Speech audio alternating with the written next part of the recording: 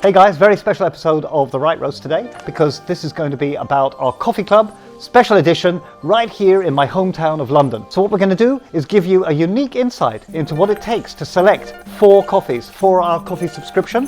So come with me now on a fantastic tour of London's coffee scene. Let's go!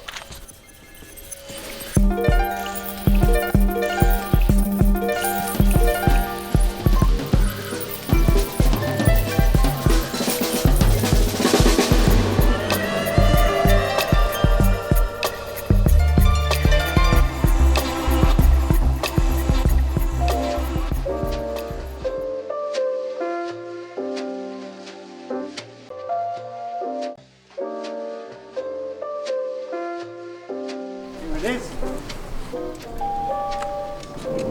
Hello. Hi James. Welcome.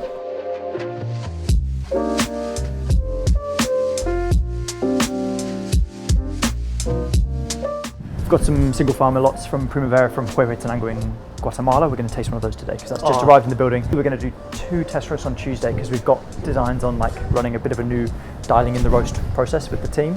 A new process of dialing in it. Typically, back in the day we used to do 2 test roasts, pick the favourite and then make tweaks from there. Go back a little bit and think, actually, do we need to think outside the box? Do we need to reapproach some things? So as a training exercise for the team and a more a calibration exercise, we're going to put together sort of 2 vastly different plans and try, hit 2 different targets and then learn from that what direction to push the coffee in. One of the main things for me, especially my role here, is to ensure that people get a consistent product. So whilst the lots might change, whilst maybe our roast approach might change, consistently high quality, unwavering in hitting that aim is really my goal. The roaster, it's one of their pet project size. They make several 100-kilo versions. This is still like shop scale. We used to roast on a P12, which had like a sort of barbecue style burner, lots of little burners under the drum. This is a bit more like a jet engine that creates a big pad of hot air under the roasting drum.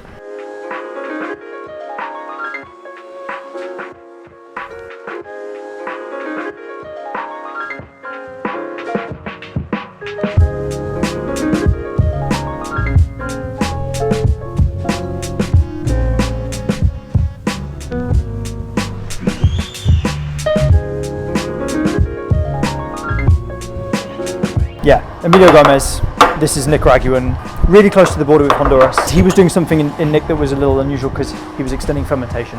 Not simple, it's still quite elegant, but it's not a high fruity coffee. No, it's something very butterscotchy. Yeah, Miranda Huaman Gregoria, bit of a mouthful of the name. And this is really where I think I like to drill into some of the details, especially on the labels, because we're typically only buying washed coffees. But within washed coffees, there's like 150 million different ways you can do things, right? So you don't need to have washed pulp natural honey to have diversity in flavor profiles. Just saying washed kind of does a disservice to it. It's like saying white wine. Like, well, how is it made though? Yeah. Has it seen wood? Has it been steel? How was the pressing? This is probably one of my favourite Kenyan. To be fair, I can agree because I feel like the last few years it's been very difficult to get those really classic Kenyan flavors. A lot of roasters have been saying this, and I don't know, some of it's been like, oh, it's because of Batiana, and it's because of Ruru 11 and these other varieties, or it's coffee berry disease, or it's that someone else is buying the great lots, Yeah. Which one are you most excited about? From these 4? Yeah. Probably La Rosa, just because we've worked with it 2 years previously, so I want to know how it's progressed.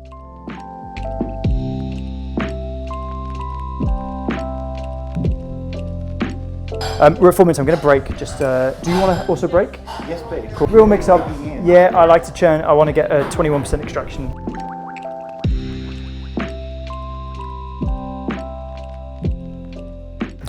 Amazing. The mouthfeel is just like Really so velvety.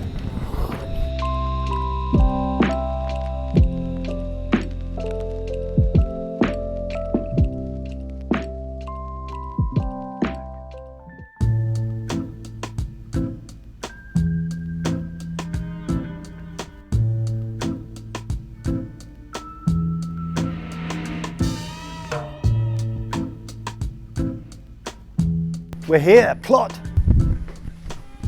I think I can just go straight through. Matthew. Welcome to Plot.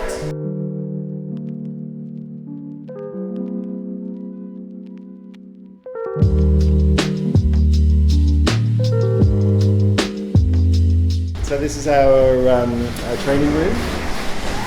So here we do kind of all of our lab stuff. So we assess coffee here, we do our green grading here, but we also deliver SCA courses. So at the moment we teach roasting, green coffee and sensory skills, all the way through from foundation to professional level. This is our beautiful dusty pink roaster that we use for some roasting courses. So we wouldn't ever use this for production, this is mainly just for teaching. This one is made by Alio. It's a very different type of roasting system. And through here we've got the roastery. This is our production roaster, it's a Loring. Oh wow. It's not a traditional drum roaster, it's a hybrid. So where with a traditional drum roaster you'd have a drum that spins and you'd have a heat source underneath it. But with the Loring we've actually got an indirect heat source, it's just a single burner, and that's able to heat the air to very, very precise temperatures, which is then fed through the drum.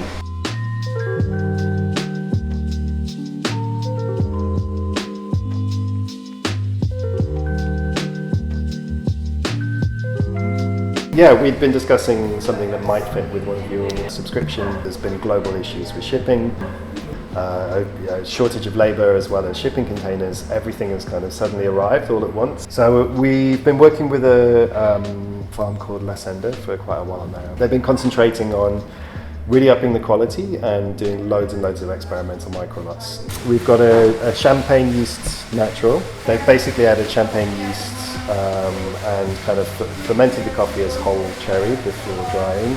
These two are both different washed processes from the same farm as well. And how much do you think coffee is art and how much of it is science? That's a good question. I think you have to understand the science in order to be able to Express yourself artistically. It's much like kind of learning an instrument, I guess. So I play drums. So you have your rudiments, which are like the building blocks of drumming, and it's your language and your vocabulary, and once you understand all of those, you're kind of much freer and you're able to express yourself properly. So once you understand how roasting works, how the physical properties of green coffee affect how it's going to roast and how you can approach it, then you can start to fine-tune things and express yourself through the cup profile, basically.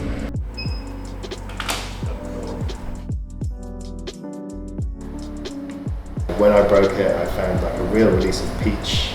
An amazing one. I think we have a contender. So this one again is another washed process. Very gentle, almost sugar smell, brown sugar. Yeah. One of the signs of a really good coffee is when you have that really amazing aroma when it's dry. And if that carries through to the flavour, then it's usually a very good sign. Do you find that when you've locked in on a flavour, no one can change your mind, or you can be persuaded? No, I can be persuaded. But we tend to always do any kind of sensory assessments completely in silence, and we don't talk about it until afterwards.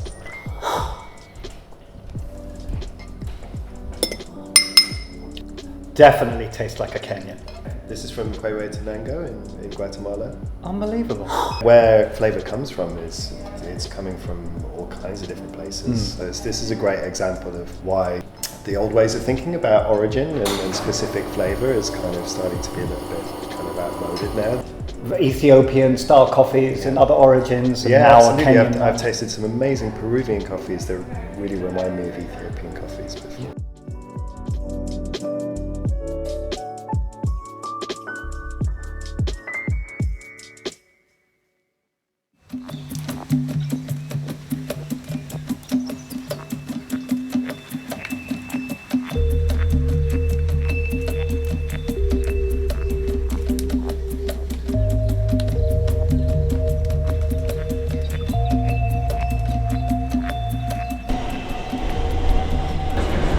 Hey Tim, how are you doing? Ah, great to meet you. Can we have a look around? Of course you can.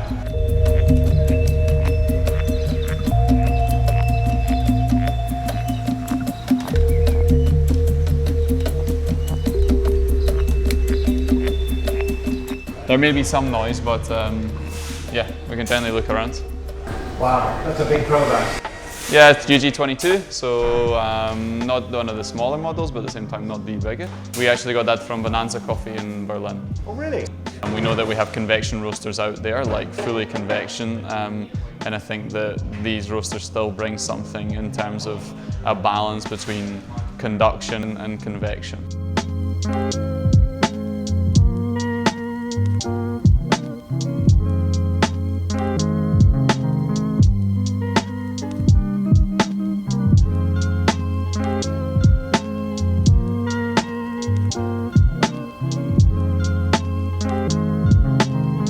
Initially, what led me to coffee, I was mainly working in hospitality, on bars. I was always very interested in food and drink and sensory things. And actually, my closest friend, he was living in Glasgow, and he sent me a picture from a coffee shop there. And he said, oh, it's really cool. They give like a card with the coffee, and it's really interesting. And so I applied for there. I just reached out.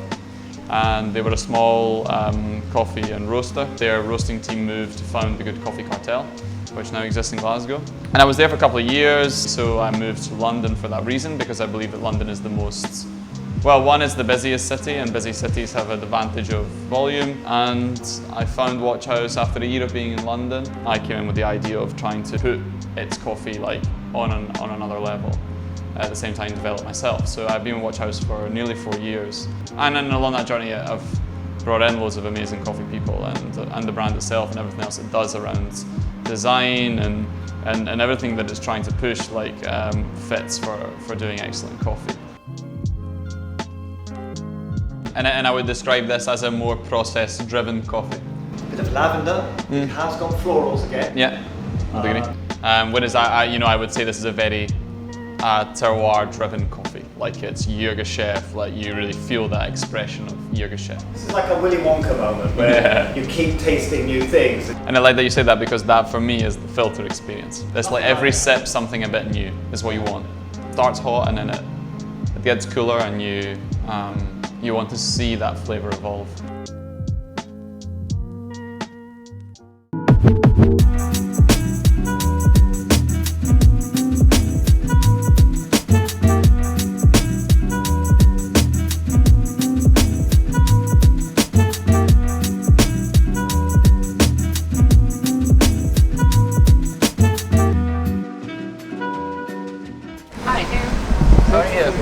This is our cupping room. I'm gonna set some cupping balls, some coffee. We're gonna give it a go. So if you wanna have some chat with Nick in the meantime, I will get everything ready.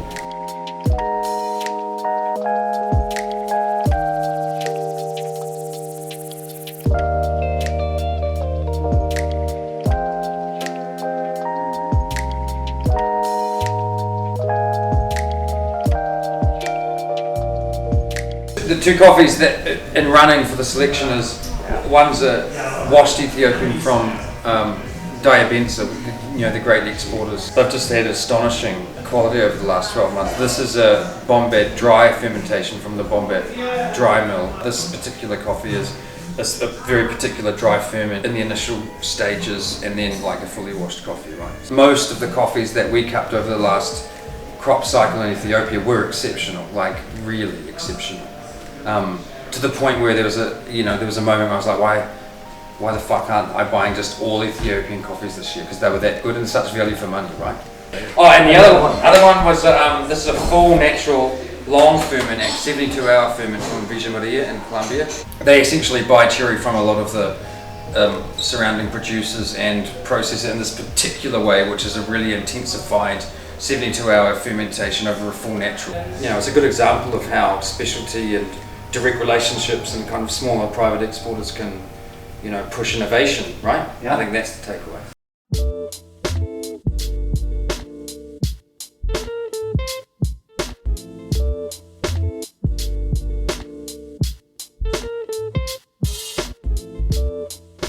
Ideally, we should try every 3-4 minutes just to taste how the flavor change across the time.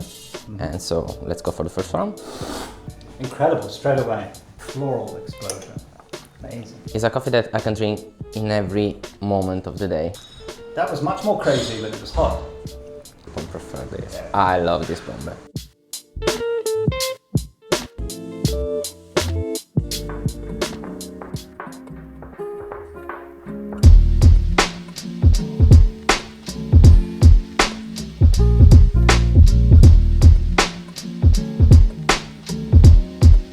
That was an amazing experience, and I think we've done it. We've got an amazing edition. London edition is going to be epic. I can't wait. Bring it on!